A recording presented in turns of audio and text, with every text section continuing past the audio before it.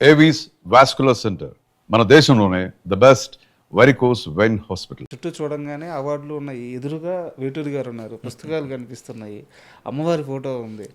ఒక రకమైన positive energy ఇల్లంతా కూడా సాహిత్య పరిమళం అంటారు కదా, అలా ఇంట్లోకి రాగానే అనిపించేసింది. నాకు అప్పుడే అర్థమైంది. సో వీరు చాలా జాగ్రత్తగా నీట్గా ఇది నా సైడ్ నుంచి ఇటు ఉంటే మా ఇంట్లో పూజలు విపరీతంగా జరుగుతాయి. మా మిస్సెస్ సార్ పక్కాగా అంత నిష్టగా అసలు ఇంట్లో నాకు ఆ రోజు జాతీయ అవార్డు అనౌన్స్ చేసినప్పుడు కూడా మా ఇంట్లో పరిస్థితి ఎట్లా ఉండేనంటే అంతకుముందు వారమే మన వరలక్ష్మి వ్రతం అయింది. సార్ వరలక్ష్మి వ్రతం అయింది. నెక్స్ట్ శుక్రవారం రోజు అనౌన్స్ చేశారు.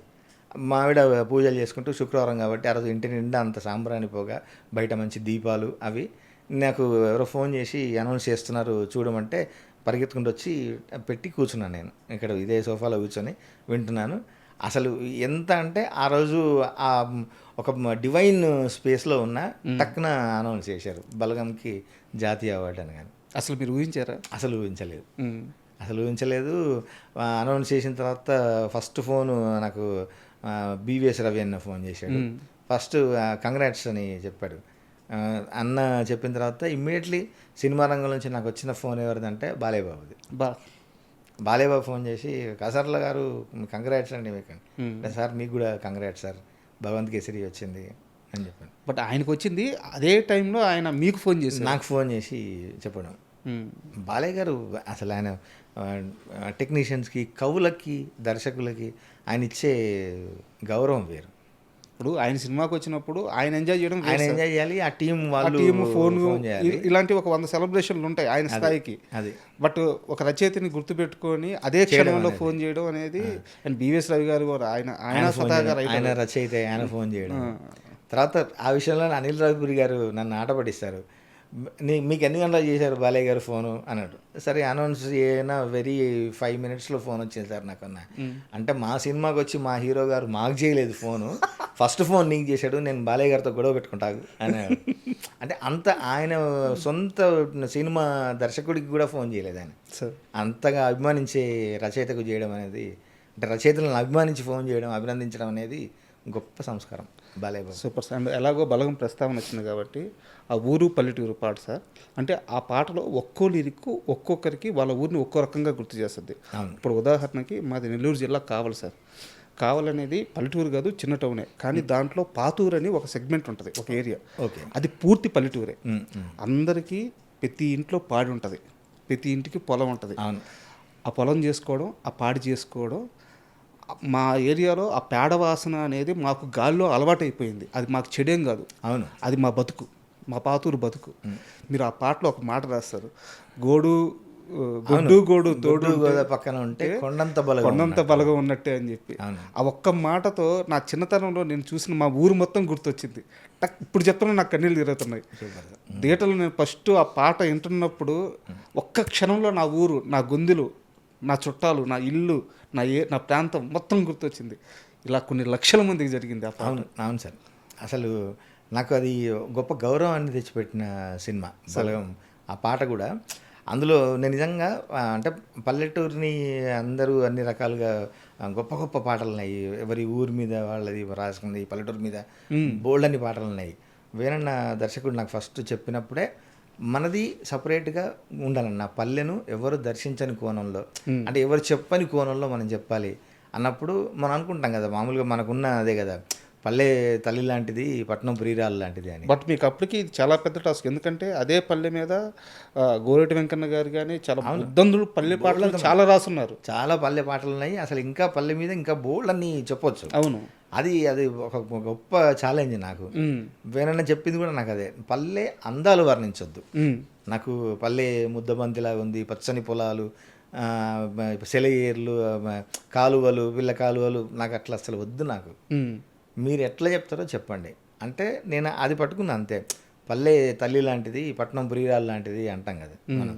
అందుకని అమ్మతత్వంలో అమ్మతత్వాన్ని చెప్తే ఎట్లా ఉంటుంది పల్లెలో అని చెప్పాము. అందుకని ఆ రాయడం కూడా తలకు పోసుకుంది నా నేల తల్లే అని.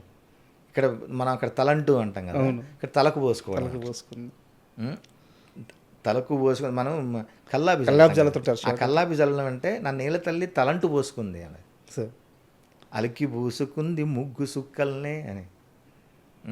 సద్ది మూటల్నే సగబెట్టుకుందే బాయి గిరక నా పల్లె అని. యాప పుల్లలా చేదు నమిలిందే అని రాశారు. అసలు మీరు గమనిస్తే ఆ పల్లెటూరు ఆ ఉదయము పల్లె ఎట్లా స్టార్ట్ అవుతుంది అనేది ప్రతి ఒక్క లైన్లో కనిపిస్తుంది. అవును. అసలు ఎత్తుకోవడమే కోలో నా పల్లె కోడి కూతల్లే ఒల్లిరుసుకుందే కోడెలాగల్లే అన్నా నేను. కోడెలాగ అంటే లేగదూడ దూడ, ఆ. లేగదూడ అంటాం కదా, ఇక్కడ కోడెలాగ. లేగదూడ ఒల్లిరుచుకున్నట్టుగా పల్లె ఒల్లిరుచుకొని లేచింది. అది లేగదోడ ఆ ఒళ్ళు విరుచుకోవడం చాలా అందంగా ఉంటుంది, అంత చిన్నగా ఉండి. అవును. అవును. అట్లంది తెల్లని పాలధారలల్లో పల్లె తెల్లారుతుంటుంది రానేసి. మనం పాలధారలు మనం చూస్తే సూర్యుని కిరణాలు ఎట్లా నిటారుగా పడుతుంటాయో పాలధారలు కూడా ఎట్లా పడుతుంది. అంటే ఆ పాలధారలు లాంటి సూర్యుని కిరణాలు పడుతూ ఉండగా నా పల్లె తెల్లారింది, లేగదూడలాగా ఒళ్ళు విరుచుకుంది అని రాశాను. ఒక్కసారి అది మీకు నచ్చిన పంతులు ఎక్కడైనా సరే పాటగా ఒకసారి పాడండి సార్. కోలో నా పల్లె కోడి కూతల్లే ఒల్లిరుసుకుందే లేగదూడల్లే యాప పుల్లలా చేదు నమిలిందే రామ రామ రామ రామ తలకు బోసుకుంది నా నేల తల్లే అలికి బూసుకుంది ముగ్గు సుక్కల్నే సద్ది మూటల్నే సగబెట్టుకుందే బాయి గిరక నా పల్లె. ఏ తెల్లని పాలధారలల్ల పల్లె తెల్లారుతుంటదిరా గుళ్ళోని గంటలు కాడెడ్ల మెడలోన జంటగా మోగుతూ ఉంటాయిరా నాగలి భుజాన పెట్టుకుంటే దోస్తులు చెయ్యేసినట్టేరా గొడ్డు గోదా పక్కన ఉంటే కొండంత బలగం ఉన్నట్టురా చల్లగాలి మోసుకొచ్చెరా సేను చిలకలా ముచ్చట్లు దారి పొడుగు చెట్ల కొమ్మలా రాలుతున్న పూల సప్పట్లు గడ్డి మోపులు కాల్వ గట్టులు చెమట సుక్కల్లో తడిసిన ఈ మట్టి గంధాల ఊరు పల్లెటూరు దీని తీరే అమ్మ తీరు కొంగులోన దాసిపెట్టి కొడుకుకిచ్చే ప్రేమ వేరు ఊరు పల్లెటూరు దీని తీరే బిడ్డ తీరు కండ్ల ముందే ఎదుగుతున్న సంబరాల పంట పైరు. ధన్యవాదాలు సార్. Thank you. అందులో నిజంగా మా అమ్మ ఏదైనా శుభకార్యాలకు ఏదైనా ఫంక్షన్లకు వెళితే అప్పుడు లడ్డూలు బాదుషాలు పెడితే వాళ్ళు తినకుండా కొంగులను కట్టుకొచ్చేవాళ్ళు సార్. కట్టుకొచ్చి పిల్లలకి ఇచ్చేవాళ్ళు. వాళ్ళు తినరు. అయ్యో నా పిల్లలు తింటారు కదా, మనం తింటే ఏంది తినకపోయింది ఏంది వాళ్ళ కోసమే కదా అని అది గుర్తొచ్చింది నాకు. అది రాసే పల్లె కూడా అదే కదా, మన కోసం అన్నీ కొంగులో కట్టుకొని మరి కొడుకుకు బిడ్డలకు ఇచ్చినట్టుగా అన్ని వనరులు మనకు అందిస్తుంది కదా అని.